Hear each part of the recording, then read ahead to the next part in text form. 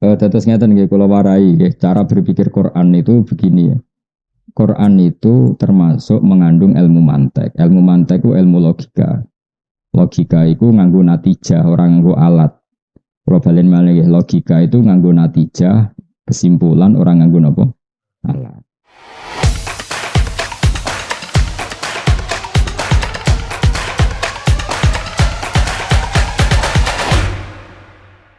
Ya tak baleni malih, itu paling sulit dalam ilmu Quran. Jadi apa?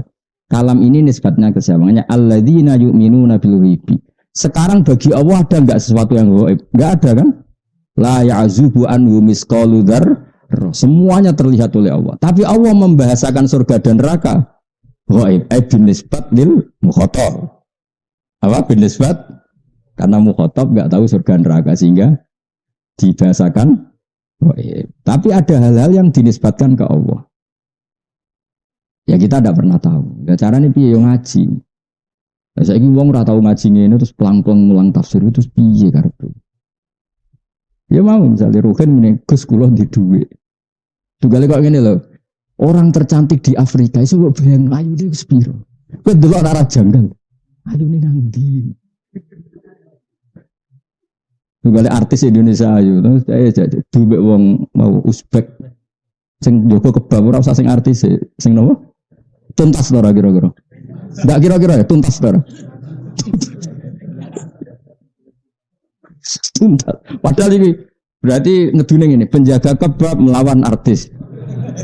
Nah, tapi ora level kan tadi. Diarani ayu binisbat ning Indonesia. Ini penting untuk. Maka ketika Bani Israel dipuji Allah wa anni faddaltukum alal alamin alami zamanihi, maknanya orang Israel orang terbaik di eranya dan saat baik. Bukan berarti mengalahkan kita sampai sekarang. Sekarang tentu yang baik adalah kita. Kuntum khaira ummatin ukhrijat linnas. Karena semua kalam itu ditahmilkan sesuai eranya. Kenapa? Sesuai eranya. Paham ya? Jelas ya? Dan itu susah. Karena tadi ada yang kaitannya mutakalim, mukhotob, dan muktadul hal. Ya kira usah takut carane piye, carane ngalim. Carane ngalim sregep terus dipilih pangeran. Ya kare ngerayu pangeran iku milih kowe dadi wong alim. Iku mayuridillah bi khairan yufaqihu fiddin. Orang yang Allah menghendaki dia baik pasti ditakdir alim. Tapi rasa mbok mafhum mukhalafah, kalau ora ditakdir baik ora usah ngono. Masalah to masalah to. Senengane kok nuduh wong liya ora usah ngono, biasa wae napa? Mun kula terusno. Islau hal yauma bima kuntum takfurun. Ini yang ngendikan Allah, berarti kafir menurut Allah. Sing ngendikan Allah berarti kafir menurut Allah. Kalau orang itu kafir-kafir betul menurut hukum Allah, pasti dia masuk neraka. Tapi kalau kafir menurut subjektivitas masing-masing, maka tidak ada kepastian. Kayak misalnya kelompok tertentu mengkafirkan kelompok tertentu, itu tidak punya akibat apa-apa. Ya. Al-yawma nakhtimu ala afwahihim. Al-yawma ing dalem iki dina nakhtimu. Ngelak kita. Ngelak itu apa? Apa kan? Ngunci ya apa? Cara Jawa itu. Ngelak apa? Apa? Bahasa Jawa. Kayak kuna nak mana nih ngelak. Matri. Ya matri ingsun. Sauni-unimu. Pokoknya manane itu disegel terus ra iso dibuka. Lah anak segel saiki kan logo apa? Plastik. Oh, itu bener-bener segel sing apa? Bisa dibuka, dikunci, nama tilak, buat tilas. Mis pokoknya bangsa ngene. Al yauma ing dalam iki dina nakhtimu apa ngono? Mengelak ingsun, matri ingsun, nutup ingsun ala afahim ngatasi cangkem-cangkeme kufar. Ail kufar itu tegese pira-pira wong kafir. Liqaulihim karena pengucape kufar wa wallahi rabbina ma kunna musyrikin. Wa wallahi demi Allah rabbina do pengiran kita ma kunna ora ana kita musyrikina musyrik kabeh. Jadi wong kafir bodoni ora ning donya tok, wis ketemu pangeran, kowe musyrik, mboten musyrik. Wallahi rabbina ma kunna musyrikin. Dadi bodoni niku sampai ning akhirat, oh. Keren. Sampai pangeran terus cangkeme dikunci. Sing ngomong fisike apa? Anggota tu. Dadi cangkeme bodoni iku ora ngarepe KPK tok, nganti tok pangeran ngono iku sik napa? Ijek napa? Bodoni. Dadi hebat. Lesan niku prestasine hebat. Dadi nganti ngarepe pangeran iku sik cek bodoh ni, ini apa? Wallahi Rabbina ma kunna musyrikin. Ya Allah, kita cek wani sumpah. Wallahi ya Allah, demi Allah kita tidak musyrik. Wallahi kita tidak musyrik. Enak. Pangeran duka terus apa? Al yauma nakhtimu ala afwahim. Terus mulut-mulut dikunci waktu kalimu lan matur nak ing kita. Waktu kalimu lan ngomong itu matur nak ing kita apa aitihim tangan-tangan kufar wa tasyadu lan nyekseni apa arjulum sikil-sikil kufar wa ghairuha lan yane kabeh nyekseni bima kana apa wae kanu kang ana sapa ngake yaksibuna tau nglakoni sapa ngake. Kemudian ketika lisan terkunci yang matur Allah itu tangan pernah dipakai maksiat bilang, kaki pernah dipakai maksiat bilang, dan semua anggota tubuh yang pernah dipakai maksiat juga bilang. Ini jenenge apa? Wa tukallimuna aitihim wa tasyhadu arjuluhum bima kanu yaksibun.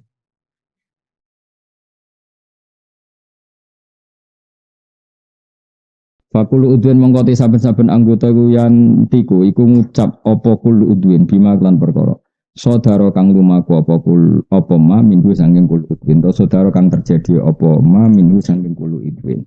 Jadi setiap anggota tubuh kita akan melaporkan apa yang pernah kita lakukan. Mulai alat kelamin yang pernah zina, mulai perut yang menampung makanan haram, mulai hati sing penggaweane druwengki gedeng wong Islam. Ati gedeng kiai, gedeng santri, gedeng wong Islam, wae iku kuwabeh sampeyan dihisab. Wis kuwabeh akan melaporkan apa yang pernah diperbuat. Jinapa fakulu udwin yantiku bima saudara minhu. Walau nasya ulato masna ala ayunihim. Pinter tenan kan ya. Nyebelah kebo jadi kena khatam. Surat Yasin dong kan. Berarti kurang-kurang jus. Itu nak normal kurang tahun. Urung mati itu kira-kira. Nah, mati ya mati santai ora usah ngenteni khataman anu takdir mah. Walau nasya ulamun ngersakno kita. La Thomas nayaktine bakal menghapus kita ala ayuni mengatasi meripat-meripati kufar. Ela akmainaha. Tegese mari ngumuto kita. La akmainaha yaktine mutakno ingsun ha ing ayun. Tomsan kelawan ngapus meripate utawa kelawan musab maksudnya ngapus pemandangane. Jadi kemana pangeran itu aku mangkel mbek wong kafir zaman ning donya, umpama ke Arab yo sak picekno male ning donya. Tapi Allah duwe adat semua itu diwales ning akhir. Fastabaku mongko padha apa berdesakan sapa kufar ibtadar. Tegese padha berdesakan sapa kufar asyirata ing dalan menuju dalan atau riko tegese dalan dahibina halibu dalan kabeh kaadatihim kaya dene adate kufar.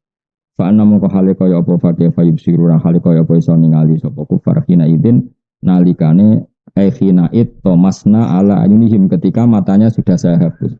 La yubsiruna tegese ora iso ningali sapa kufar. Walau nasa ulamun ngersano ingsun nama sahna yaktine ngrubah ingsun ing kufar, tak rubah kira datan hale dadi rupa kethek. Wa khonazira lan misale dadi celeng. Au hijarotan to dadi watu.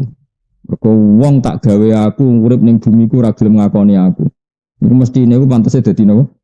Kethek utawa celeng utawa benda mati kaya watu. Normale ngono umpama aku kersa. Tapi sange rahmati Allah ya ora digawe ngono, cek dikai kesempatan tobat, dikai kesempatan berpikir secara benar. Asal urung malam yughorgir, asal urung napa mati. Ala maka natihim mengatasi panggonan domisiline para kufar. Wa fi qiraatin maka natihim. Maksudnya sebagian nganggo redaksi jamak, sebagian redaksi mufrad. Utai lafat makanah ku jam'u makanatin jame lafat makanah bi makna makanen tegese lan kemana tempat. Ai fi manazilihim tegese ing dalam panggonane kufar. Pamas tata umong kora kuasa sapa kufar mudian ing lumaku ing berjalan walarjiun lan ora iso bali sapa kufar elam yak diru tegese ora kuasa sapa kufar ala ing atase budalan wala majil lan ora ing atase teko. Dados ngeten nggih kula warai nggih cara berpikir Quran itu begini ya. Quran itu termasuk mengandung ilmu mantek. Ilmu mantek itu ilmu logika. Logika itu nganggo natijah, orang nganggo alat. Probalen malih logika itu nganggo natijah, kesimpulan orang nganggo napa? Alat. Jadi misalnya gini. Akibat utama dari buta itu apa kan? Akibat utama dari buta itu. Misalnya nabrak pagar, napa? Karena dia buta maka kecemplung kali atau nabrak pagar atau kesandung. Karena apa? Buta. Kenapa kok buta? Nabrak pagar karena buta, tidak melihat. Lah saiki ana wong waras, mripate yo kena ndelok, ana pagar ditabrak. Mesti orang bilang bangunnya picek tapi ngono pager kok ditabrak. Nah, sekarang logikanya gini, rungokno tenan nek ben dadi wong alim. Orang enggak melihat tembok kemudian ditabrak. Itu namanya apa? Buta kan? Saya ulang lagi. Orang tidak melihat tembok kemudian ditabrak, namanya apa? Buta. Kenapa kamu katakan buta? Tembok itu begitu jelas bagi yang tahu. Saya ulang lagi. Tembok itu fisik yang jelas bagi yang kok ditabrak. Picek-picek ke, barang karuan ketok kok ditabrak. Nah sekarang kebenaran Islam itu barang sing az-zahir. Sekarang Allah itu zat sing lam yalid walam yulad. Itu kan sangat jelas. Allah adalah zat sing zahir begitu jelas. Mosok ono makhluk ora ono khalik. Nah, ketika seseorang tidak tahu barang jelas jenenge apa? Buta. Sehingga Allah mengistilahkan wong kafir ya sumum bukmun umyun. Karena tadi yang tidak melihat tembok dikatakan buta karena tidak melihat barang sing nyata. Tembok ini kan nyata wujud maksudnya. Sama Allah itu nyata apa enggak? Nyata. Lah sing ora melihat Allah juga buta karena sama-sama tidak melihat.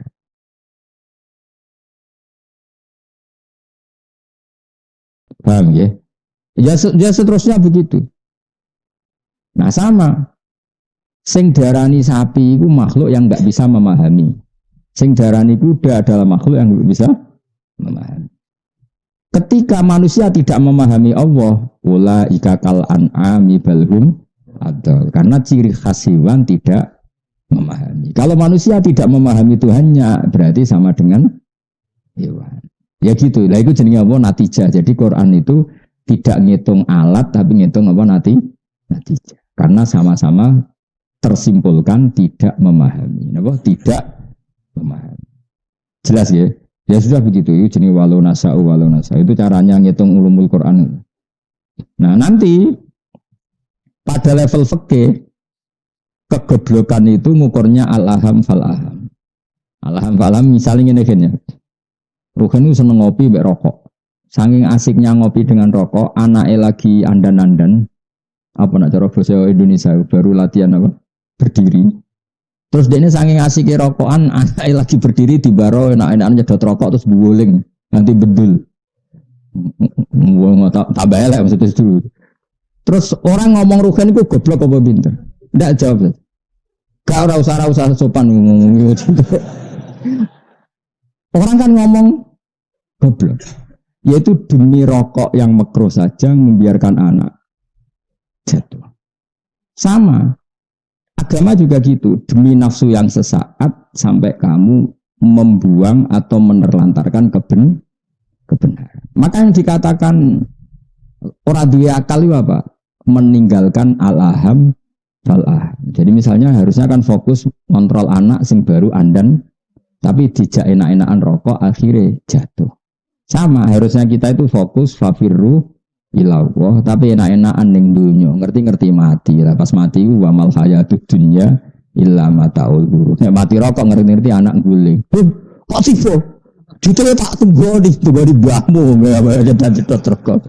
Lah padha bareng kowe mati. Gusti kula temputi ning akhirat. Saiki mlebu neraka. Lho Gusti kula di rencana tobat cukup-cukup mboten rokok.